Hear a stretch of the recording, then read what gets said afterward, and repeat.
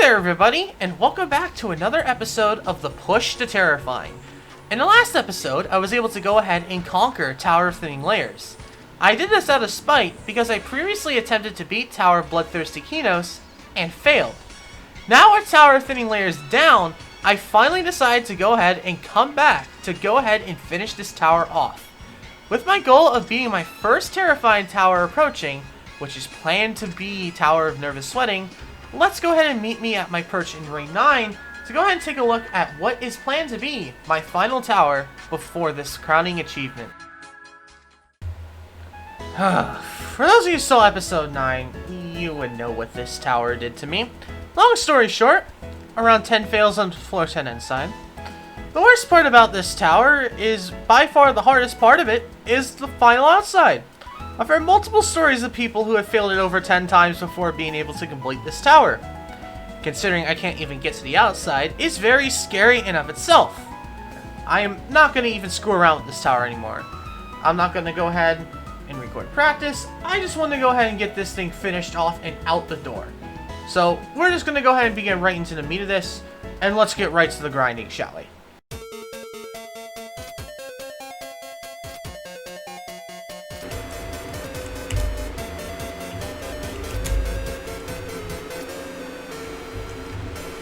Wow, what a line of luck there. Holy shit, dude, that's the second time, and on top of the... Just how haven't I passed 4 yet? Seriously. Seriously? What was that lineup? Urgh, it sucks.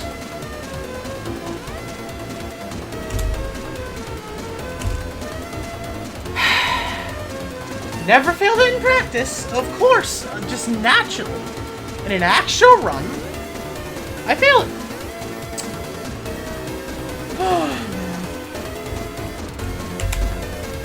I told you, this is the tower with the worst chain fails I have ever seen.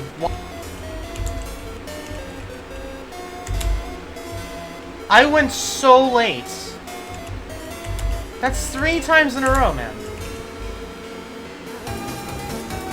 What was that? What a scam. What a scam. Oh my god, dude. Oh my god, dude. Where is it? End of 7. Okay, that's not bad.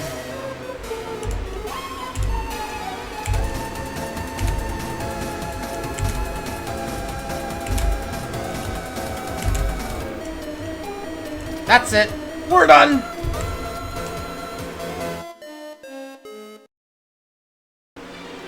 Alright, man. Time for more of this garbage. Honestly, I wouldn't be so mad if... I wouldn't be so freaking mad if the tower itself was, good to me.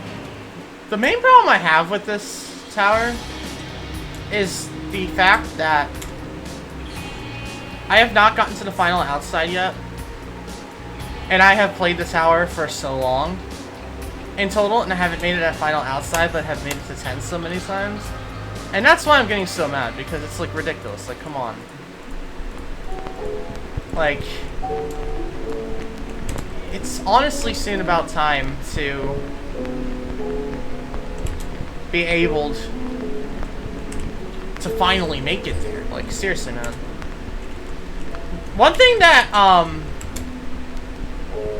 Joey mentioned, and I don't know if I put it in the first video or not of this tower.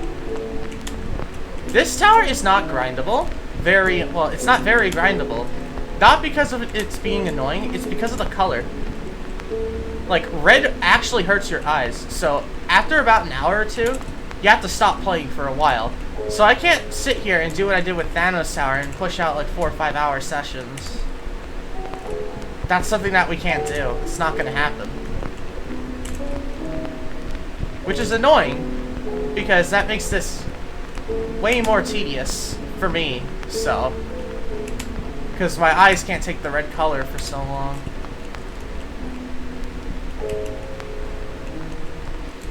Yep! Yep, I've played COBK, floor 4, for sure. The end of 4 is just Ah! What makes it so hard for me to grind towers a lot of the time is because it's so humid in my room. And for some reason, my mom will not get a dehumidifier up here, and I'm really sensitive to humidity. Very badly. Like, for some reason, the air vent system in my room is absolutely garbage, so I barely get air up here, and then it's so humid. It's unbearable. Oh, jeez. And then I have to go ahead and grind this. Like, this is how I get mad so easily. It's just... I'm in a very humid room, suffering from the humidity. Getting these dumb fails. Just... Oh, jeez. This is so... This is... Ugh. Like, why can't I get a dehumidifier? Like, come on. Because my mom was like, no, because you have to clean it out. Like, really? It's upstairs. And I'm suffering. Upstairs in this heat. Oh my god, dude. At least it says that rain is coming, so hopefully after the rain's done, the humidity will go down. But it just means that it's gonna suck tonight trying to grind this. There we go.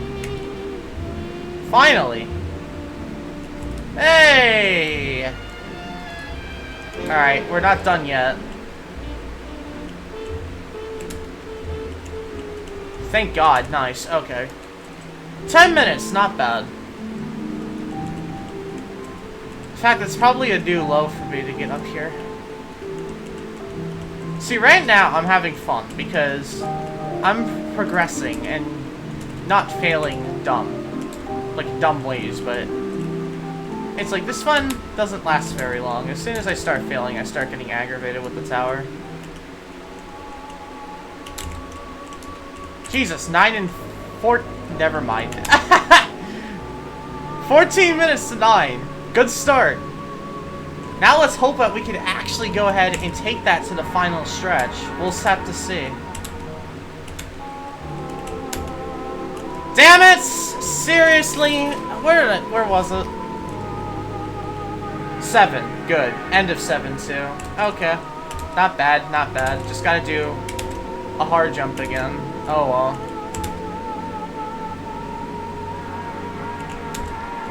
Again? Really, man? I barely fell down that time because I at least hit the side of it.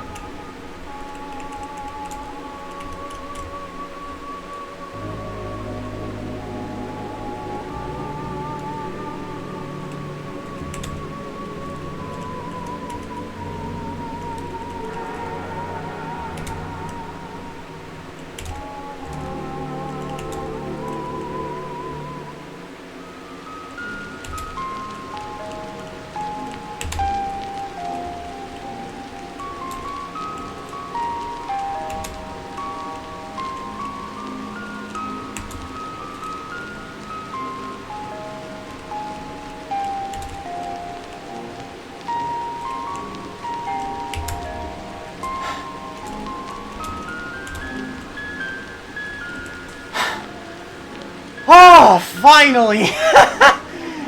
Oh! Oh, if I pass this jump, that's it. Oh my god. It's a f***ing miracle.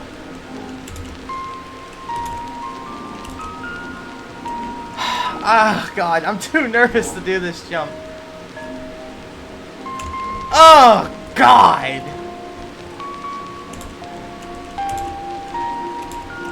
No, that's so unnatural. Oh?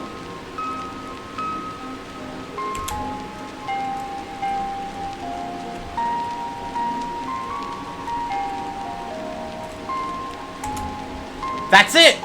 We did it! Finally! Holy hell! After all of this time! Oh, f*** me. After around 10 fails, I was finally able to make it up here. I, at this point, really did not care where I fell. I was just so happy that I at least made it out here once. However, if you guys may remember, Joey said that he would give me $100 if I did this outside first try to use it on the vacation we were going on together. I had many doubts. This is the hardest gameplay I had ever faced in a tower by far, and this is over nothing and at the very end. But conveniently, Joey was awake and saw the notice that I was up here, and we went into a voice call. Unfortunately, I was an idiot and didn't have his voice enabled, so you can't hear him. So, I guess I will have to put up some text for some important sections. But, before I knew it, I was facing my chance to win $100. Yeah, I am gonna fall. I'm gonna fail the first jump. If I don't fail the first jump, I will genuinely be shocked. Either the pushing platforms, which, as long as I save myself, I don't think that counts.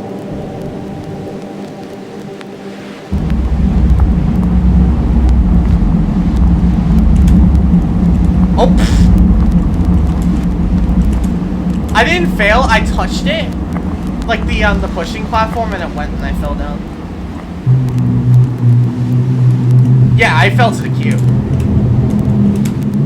All right, here we go. First jump. I passed it.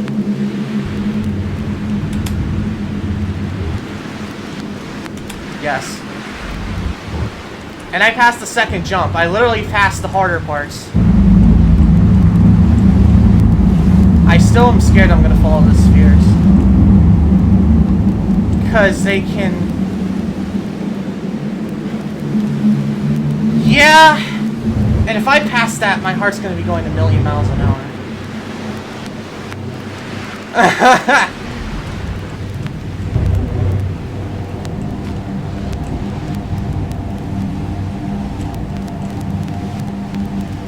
One sphere jump. Yeah, except I'm pretty good at that one compared to 10s. But this is nerve-wracking as hell. Okay. I passed the sphere. Oh, wait, there's one more, technically. Okay. The one I'm gonna trust.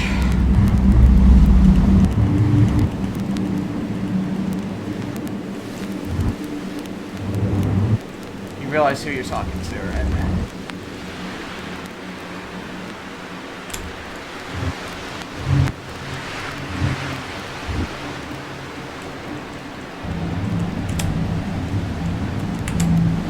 I did the slanted. Uh-oh. I'm not. No.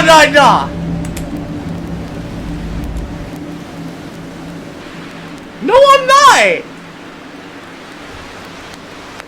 The fact I made it this far is a pretty big damn success. Considering this is my first time up here, too. Dude, I am not fluking this. If I make it to it, I'm gonna fail the ladder at the end. There's no way.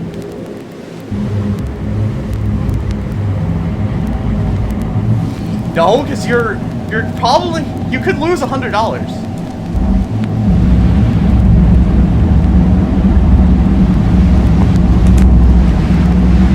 Okay, I made it out of the ball. I'm actually not that nervous, but I forget what you do here. Yeah, con.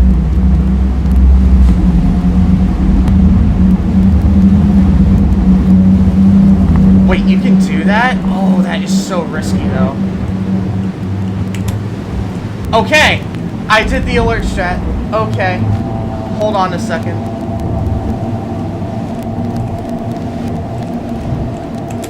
I'm on ice now. I'm on ice. I'm on ice. I'm on ice.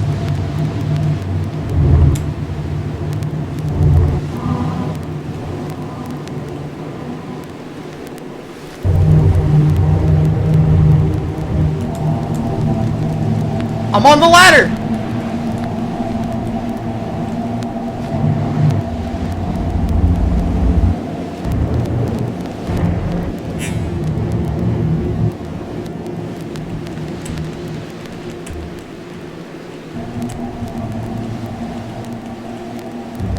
final jump.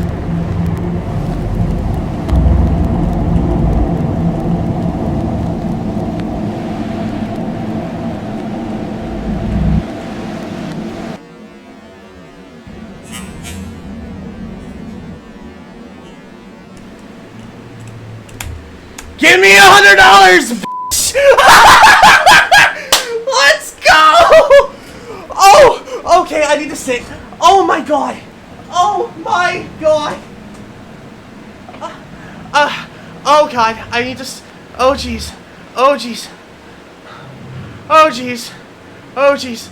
Okay, I'm not in a good state right now. Oh my god.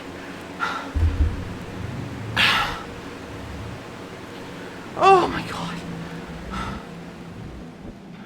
Okay. That was scary. In May, I made a video talking about my grievances with final stretches.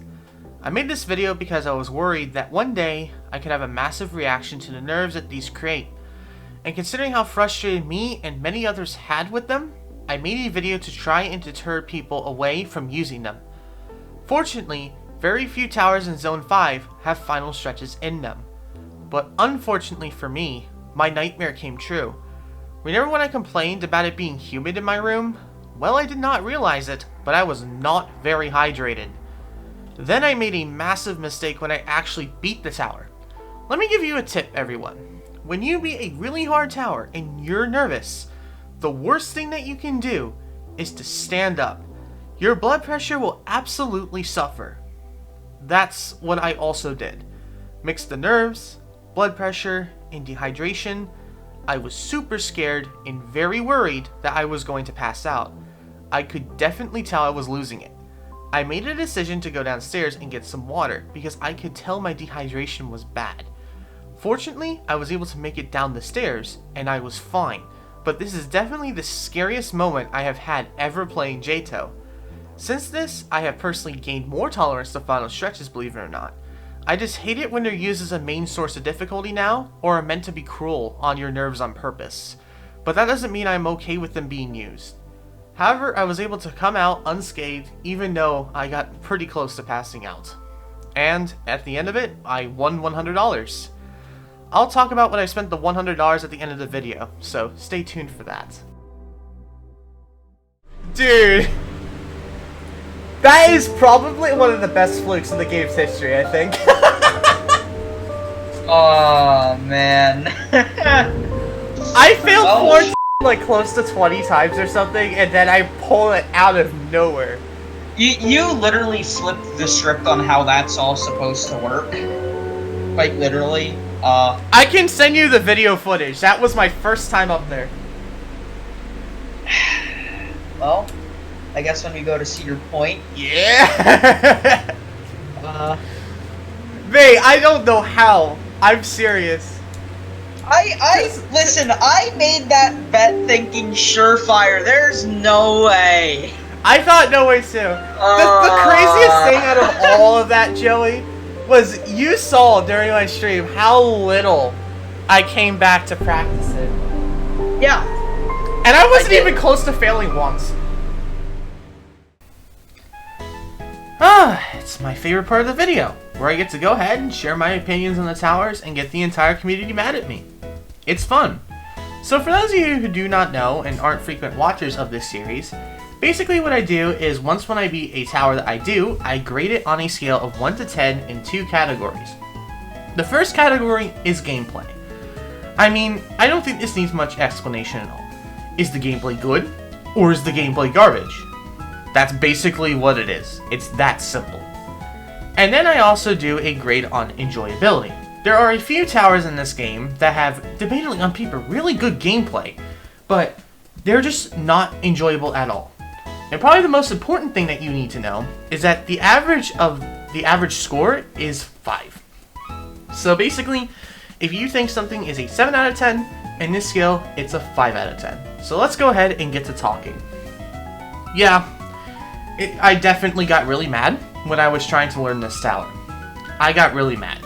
However, once I learned it, and was able to do the gameplay itself, I actually really liked it. In fact, this tower has some of my most favorite gameplay in the game. I think it's really good. and I actually really like it.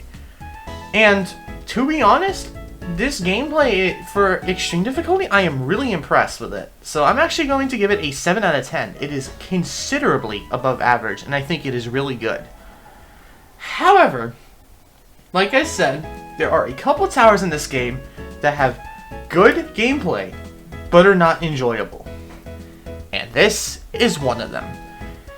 I'm going to be honest, this tower is the least grindable extreme difficulty tower in the game, in my opinion. Even more so than externalizing insanity. I talked about this. The color is red. Right, that's a minor thing. But the problem with this tower is it is so boring to grind.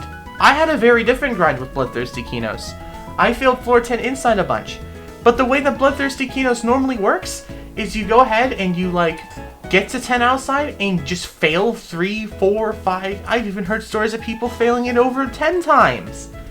And that's what the grind is like. For those of you who are loyal followers of the series and saw Bench Trauma in episode 3, it is basically Bench Trauma, but much worse. It is so much worse. To make matters even worse, all the hard gameplay on the inside is pretty much on 9 and 10.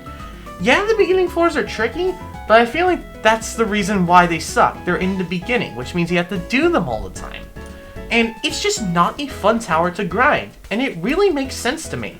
When this tower first came out, I heard so many good things about it, and that's what attracted me and many people to it. But when many of us started grinding it, we realized that, yeah, this is not fun. I fortunately did the final outside first try, but I really wouldn't consider it a fluke, considering how many times I failed floor 10 on the inside. So to be quite honest, I don't think this is an enjoyable tower, and it's really lost a lot of its buzz that it used to. I remember when everybody was saying that this was the extreme to beat. Nowadays, when I talk to people who are thinking about doing their first extremes, they either don't even think about this tower, or when I pull it up, they go, it's okay, but I would rather try something else. And I really feel like that's the best way to describe this tower. It's definitely great for gameplay, and it gets you way better at the game, but it's just not that fun to grind. It is one of those towers that is just, it depends on how lucky you are if you like it or not. So much so than other towers. And I really feel like many people can speak out with me here that this tower's gameplay is definitely below average, by far.